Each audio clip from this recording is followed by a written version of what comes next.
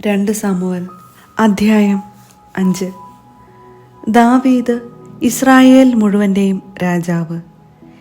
Israel ഗോത്രങ്ങൾ ഹെബ്രോണിൽ ദാവീദിൻ്റെ അടുത്തു വന്നു പറഞ്ഞു, ഞങ്ങൾ നിന്റെ അസ്ഥിയും മാംസവുമാണ്. സാവൂൾ ഞങ്ങളുടെ രാജാവായിരുന്നപ്പോൾ പോലും നീയത്രേ ഇസ്രായേലിനെ നയിച്ചത്. എൻ്റെ ജനമായ ഇസ്രായേലിന് നീ ഇടയനും അധിപനും ആയിരിക്കും എന്ന് കർത്താവ് അരുളി ചെയ്തിട്ടുണ്ടല്ലോ. ഇസ്രായേലിലെ ശ്രേഷ്ഠന്മാർ ഹെബ്രോണിൽ രാജാവിൻ്റെ അടുത്തു വന്നു.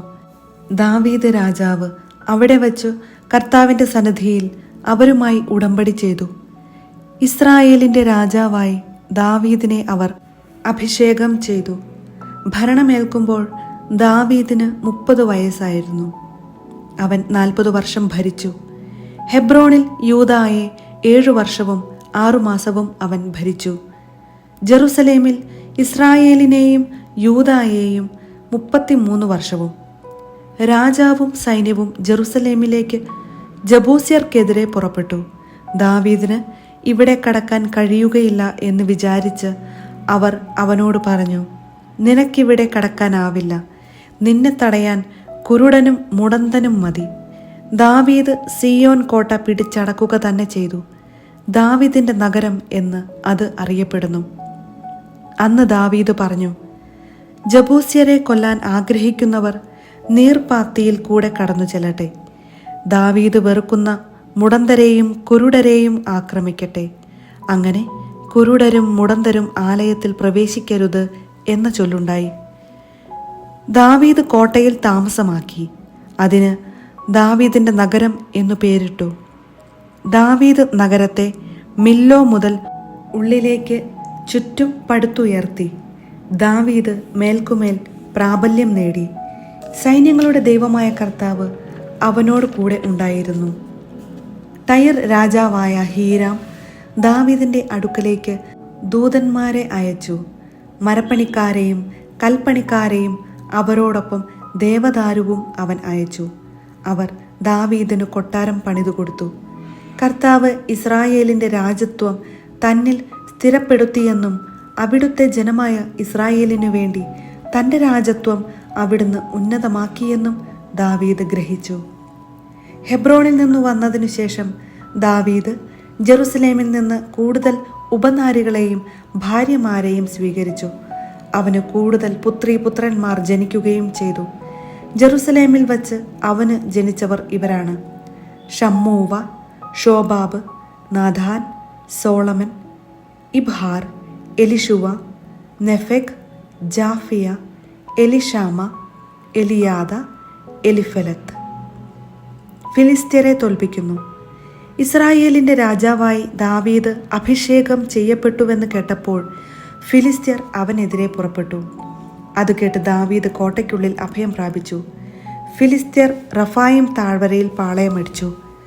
ദാവീദ് കർത്താവിനോട് ആരാഞ്ഞു, ഫിലിസ്ത്യർക്കെതിരെ ഞാൻ പുറപ്പെടണമോ? അവരെ അങ്ങ് എൻ്റെ കയ്യിൽ ഏൽപ്പിച്ചു തരുമോ? പുറപ്പെടുക, ഫിലിസ്ത്യരെ തീർച്ചയായും ഞാൻ നിന്റെ കയ്യിൽ ഏൽപ്പിക്കും. കർത്താവ് ദാവീദിനോട് അരുളി ചെയ്തു. ദാവീദ് ബാൽ പെരാസിമിൽ വെച്ച് അവരെ തോൽപ്പിച്ചു. വെള്ളച്ചാട്ടം പോലെ കർത്താവ് എൻ്റെ ശത്രുക്കളെ എൻ്റെ മുൻപിൽ ചിതറിച്ചു എന്ന് അവൻ പറഞ്ഞു. അതുകൊണ്ട് ആ സ്ഥലത്തിന് ബാൽ പെരാസിം എന്നു പേരുണ്ടായി. ഫിലിസ്ത്യർ തങ്ങളുടെ വിഗ്രഹങ്ങൾ അവിടെ ഉപേക്ഷിച്ചു. ദാവീദും ആളുകളും അവ എടുത്തുകൊണ്ടുപോയി. ഫിലിസ്ത്യർ വീണ്ടും വന്ന് റഫായിം താഴ്വരയിൽ പാളയമടിച്ചു. ദാവീദ് കർത്താവിനോട് ആരാഞ്ഞപ്പോൾ അവിടുന്ന് അരുളി ചെയ്തു, നീ നേരെ ചെന്ന് ആക്രമിക്കരുത്. വളഞ്ഞു ചെന്ന് ബൽസ വൃക്ഷങ്ങൾക്കെതിരെ വച്ച് പിന്നിൽ കൂടെ ആക്രമിക്കുക. ബൽസ വൃക്ഷങ്ങൾക്കു മുകളിൽ അണിനീങ്ങുന്ന ശബ്ദം കേൾക്കുമ്പോൾ കടന്നാക്രമിക്കുക. ഫിലിസ്ത്യ സൈന്യത്തെ തകർത്തു കളയാൻ കർത്താവ് കൽപ്പിച്ചതുപോലെ ദാവീദ് ചെയ്തു. ഗേബ മുതൽ ഗേസർ വരെ ഫിലിസ്ത്യരെ തുരത്തി. 2 സാമുവേൽ അധ്യായം 6. കർത്താവിൻ്റെ പേടകം. ദാവീദ് വീണ്ടും ഇസ്രായേലിലെ സമർത്ഥരായ 30,000 യോദ്ധാക്കളെ ഒരുമിച്ച് കൂട്ടി. അവൻ അവരോടൊപ്പമുള്ള സകല ജനത്തോടും കൂടെ കെരൂബുകൾക്കിടയിൽ സിംഹാസനസ്ഥനായിരിക്കുന്ന സൈന്യങ്ങളുടെ കർത്താവിൻ്റെ നാമം ധരിക്കുന്ന ദൈവത്തിൻ്റെ പേടകം ബാലയൂദായിൽ നിന്ന് കൊണ്ടുവരുന്നതിന് പുറപ്പെട്ടു. അവർ ദൈവത്തിൻ്റെ പേടകം ഒരു പുതിയ കാളവണ്ടിയിൽ കയറ്റി മലയിലുള്ള അബിനാദാബിൻ്റെ വീട്ടിൽ നിന്ന് കൊണ്ടുവന്നു. അബിനാദാബിൻ്റെ പുത്രന്മാരായ ഉസ്സായും അഹിയോയും ആണ് ദൈവത്തിൻ്റെ പേടകമിരുന്ന വണ്ടി തെളിച്ചത്. അഹിയോ പേടകത്തിന് മുൻപേ നടന്നു. ദാവീദും ഇസ്രായേൽ ഭവനവും സന്തോഷത്തോടും സർവശക്തിയോടും കൂടെ കിന്നരം, വീണ, ചെണ്ട, മുരജം, കൈത്താളം എന്നിവ ഉപയോഗിച്ച് കർത്താവിൻ്റെ മുൻപിൽ പാട്ടുപാടി നൃത്തം ചെയ്തു. അവർ നാക്കോന്റെ മെതിക്കളത്തിലെത്തിയപ്പോൾ കാള വിരണ്ടതുകൊണ്ട് ഉസ്സ കൈനീട്ടി ദൈവത്തിൻ്റെ പേടകത്തെ പിടിച്ചു. കർത്താവിൻ്റെ കോപം ഉസ്സായ്ക്കെതിരെ ജ്വലിച്ചു. അനാദരമായി പേടകത്തിനു നേരെ കൈനീട്ടിയതുകൊണ്ട് ദൈവം അവനെ കൊന്നുകളഞ്ഞു. അവൻ ദൈവത്തിൻ്റെ പേടകത്തിനരികെ മരിച്ചു വീണു. കർത്താവ് ക്രുദ്ധനായി ഉസ്സായെ കൊന്നതു നിമിത്തം ദാവീദ് കോപിച്ചു. ആ സ്ഥലത്തിന് ഇന്നുവരെ പേരസ് ഉസ്സ എന്ന് പേർ വിളിക്കുന്നു. അന്ന് ദാവീദിന് കർത്താവിനോട് ഭയം തോന്നി. കർത്താവിൻ്റെ പേടകം എൻ്റെ അടുത്ത് കൊണ്ടുവന്നാൽ എന്ത് സംഭവിക്കും എന്ന് അവൻ ചിന്തിച്ചു. പേടകം ദാവീദിൻ്റെ നഗരത്തിലേക്ക് കൊണ്ടുവരാൻ അവന് മനസ്സു വന്നില്ല. ദാവീദ് അത് ഹിത്യനായ ഓബദ് ഏദോമിൻ്റെ വീട്ടിൽ സ്ഥാപിച്ചു. കർത്താവിൻ്റെ പേടകം അവിടെ 3 മാസം ഇരുന്നു. കർത്താവ് ഓബദ് ഏദോമിനെയും കുടുംബത്തെയും അനുഗ്രഹിച്ചു. ദൈവത്തിൻ്റെ പേടകം നിമിത്തം കർത്താവ് ഓബദ് ഏദോമിൻ്റെ കുടുംബത്തെയും അവനുള്ള സകലത്തെയും അനുഗ്രഹിച്ചു എന്ന് ദാവീദ് അറിഞ്ഞു. അതുകൊണ്ട് ദാവീദ് ദൈവത്തിൻ്റെ പേടകം അവിടെ നിന്ന് ദാവീദിൻ്റെ നഗരത്തിലേക്ക് സന്തോഷപൂർവ്വം കൊണ്ടുവന്നു. കർത്താവിൻ്റെ പേടകം വഹിച്ചിരുന്നവർ 6 ചുവട് നടന്നപ്പോൾ അവൻ ഒരു കാളയെയും തടിച്ച കിടാവിനെയും ബലി കഴിച്ചു. ദാവീദ് കർത്താവിൻ്റെ മുൻപാകെ സർവശക്തിയോടും കൂടെ നൃത്തം ചെയ്തു. ചണനൂൽ കൊണ്ടുള്ള ഒരു അരക്കച്ച മാത്രമേ അവൻ ധരിച്ചിരുന്നുള്ളൂ. അങ്ങനെ ദാവീദും ഇസ്രായേൽ ഭവനവും ആർപ്പു വിളിച്ചും കാഹളം മുഴക്കിയും കർത്താവിൻ്റെ പേടകം കൊണ്ടുവന്നു. കർത്താവിൻ്റെ പേടകം ദാവീദിൻ്റെ നഗരത്തിലേക്ക് പ്രവേശിക്കുമ്പോൾ സാവൂളിൻ്റെ മകൾ മിഖാൽ ജനലിൽ കൂടെ നോക്കി. ദാവീദ് രാജാവ് കർത്താവിൻ്റെ മുൻപിൽ തുള്ളിച്ചാടി നൃത്തം വയ്ക്കുന്നത് കണ്ടു. അവൾക്ക് നിന്ന തോന്നി.